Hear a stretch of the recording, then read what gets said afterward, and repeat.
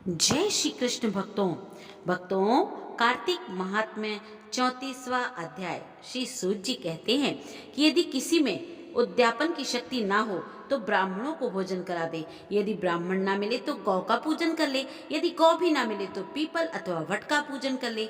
यह सुनकर ऋषि पूछने लगे कि हे महाराज, वृक्ष तो सभी समान है, फिर पीपल तथा वट वृक्ष की ही कोई क्यों श्रेष्ठ माना गया है? तब सूत जी ने कहा, पीपल विष्णु का, वट शिव का तथा पलाश ब्रह्मा का रूप है। फिर ऋषियों ने पूछा कि ब्रह्मा, विष्णु तथा महेश यह सब वृक्ष भाव को कैसे प्राप्त हुए?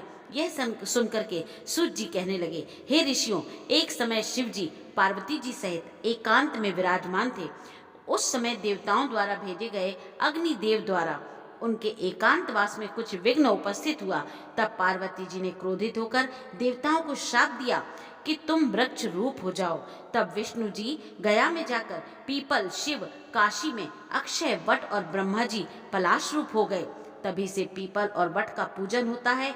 तब ऋषियों ने पूछा कि रविवार को पीपल का पूजन नहीं होता और शनिवार को अवश्य होता है, इसका क्या कारण है? सो भी कृपा करके बतलाइए। सूत जी कहने लगे, हे ऋषियों, समुद्र मंथन के समय जब 14 रत्न समुद्र से उत्पन्न हुए, तब श्री विष्णु भगवान ने कौस्तुभ मणि तथा लक्ष्मी जी को स्वयं ग्रहण किया।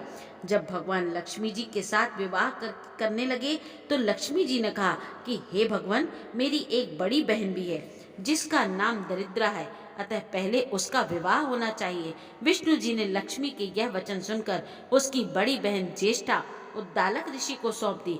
ज्येष्ठा दरिद्रा का काला रंग तथा लाल नेत्र, बिखरे बाल थे।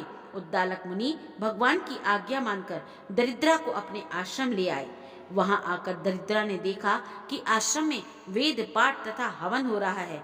यह देखकर उसने मुनि से कहा कि मैं यहाँ पर नहीं रह सकती। जहाँ पर चोरी, यारी तथा ब्राह्मणों का अपमान होता है, मैं वहीं पर रह सकती हूँ। उसकी यह बात सुनकर उद्दालक ऋषि अति दुखित हुए और उसको वहीं पर छोड़कर चले गए और कह गए कि मैं तेरे लिए कोई स्थान देख कर आता हूँ। दरिद्रा ने बहुत देर तक ऋषि की प्रतीक्षा की, किंतु उनके ना आने पर वह रोने और चिल्लाने लगी। तब लक्ष्मी जी ने भगवान से कहा, हे भगवान, बहन दरिद्रा ऋषि द्वारा त्याग किए जाने से अत्यंत दुखी होकर रो रही है, अतः पहले आप उसे जाकर शांत कीजिए। तब भगवान लक्ष्मी जी सहित वहां पर आए और कहने लगे कि तुम पीपल में निवास करो। पीपल हमारा ही अंश है।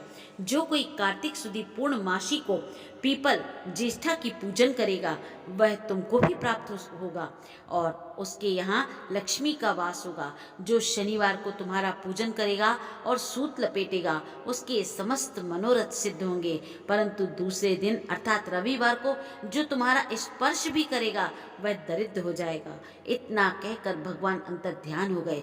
सूत जी कहते हैं कि कोई इस कथा को कहता या सुनता है उसको प्रयाग तथा बद्रिकाश्रम तीर्थ जैसा फल अवश्य प्राप्त हो जाता है। इति श्री कार्तिक महात्म्य 34वां अध्याय समाप्त। जय श्री कृष्ण भक्तों।